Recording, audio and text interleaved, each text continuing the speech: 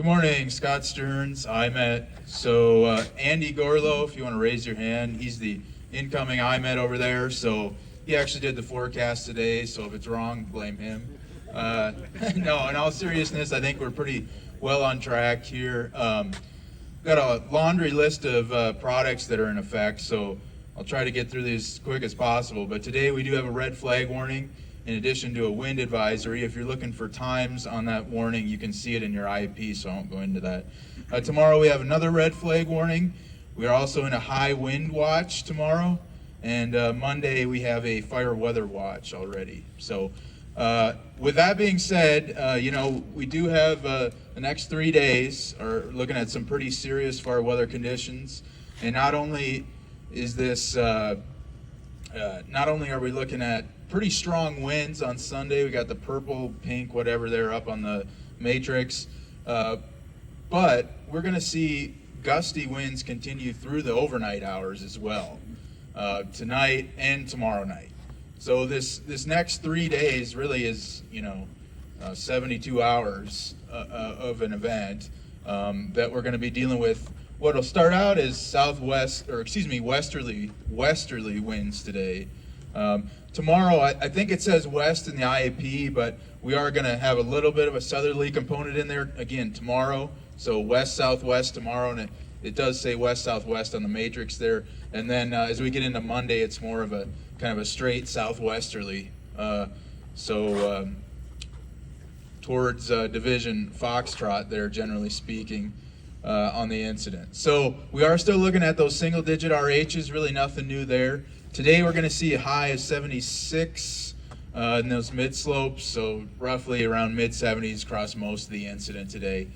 And down here in the low elevations, we may even breach 80. That's not impossible. And those are near record temperatures for this time of year. So certainly quite a few things in play here that are not really turning in our favor as far as the weather goes. Tomorrow let me back up. Today, so those gusts will be up to around 40 miles an hour, sustained around 20, maybe a little bit above that, it looks like. As we move into tomorrow with those winds, we're going to be looking at around 30, not quite 30 miles an hour sustained, and we are looking at gusts to 50, maybe even a little higher than 50 tomorrow. So as we get into Monday, the speeds will be pretty similar. So again, Sunday's a big day. Monday we start to come back down in terms of speeds, but we're still looking at those critical conditions, just above 20 sustained and gusts up to 40 again on Monday. The good news that I have to deliver today is that it looks like Tuesday we're going to see a bit of a reprieve in terms of the winds. However, on Wednesday, Thursday, it looks like we're looking at strong winds again. We don't have those gusts real high on the map. They're not in the red category yet, but just be aware that I would not be surprised at all if those come up over the next couple days as we kind of dial that in. So again, Tuesday is a bit of a reprieve in terms of the conditions, and then Wednesday, Thursday, looking at likely critical, I think, at this point once again. So I know there's a lot going on today. I'm happy to talk in the division breakouts or whatever needs to be done so that everybody stays safe. So let me know if there's any questions afterwards. Thanks.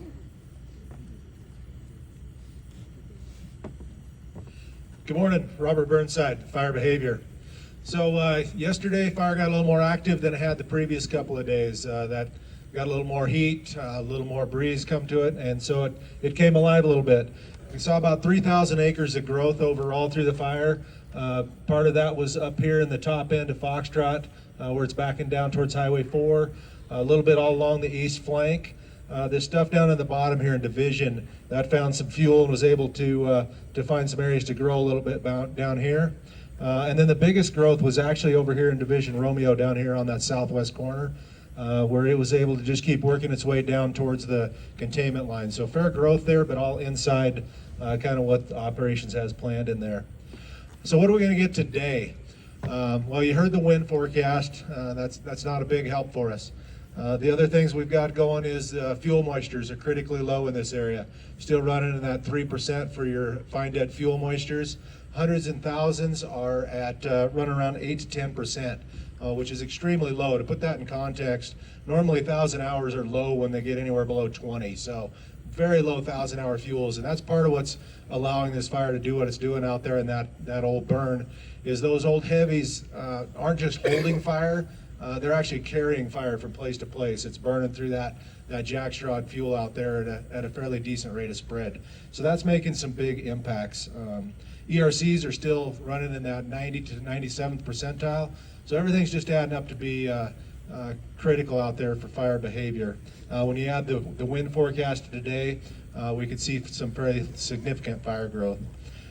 Starting the day out, last night we didn't get very good recovery. Looking at the RAW stations this morning, low 20s for recovery in a lot of those RAWs, and already at 51 degrees at some of those elevations. So pretty good inversion, and it's already fairly warm up there in the high country.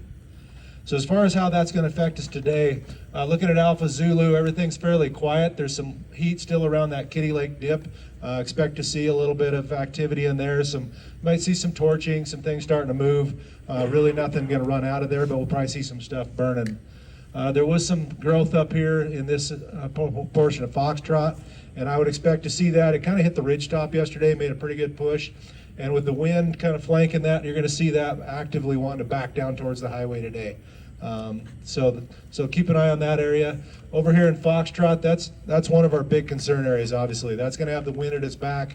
It's starting to get towards that 289 road that they've been working on. This east flank is where we have the largest potential for fire growth, and we're going to keep an eye on that. We've already been working with operations in that country, but we could see that really make a push out to the east.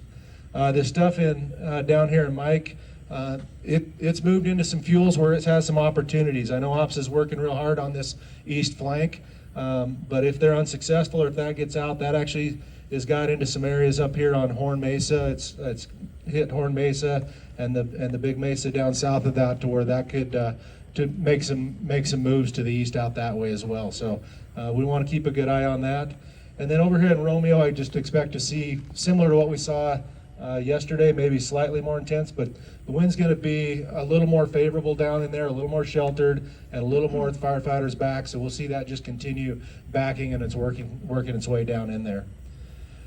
As far as initial attack, anything you see today, if we get spots, if we get new starts, whatever, expect very high rates of spread. Things are going to move fast. They're going to want to move to the east with that wind at the back.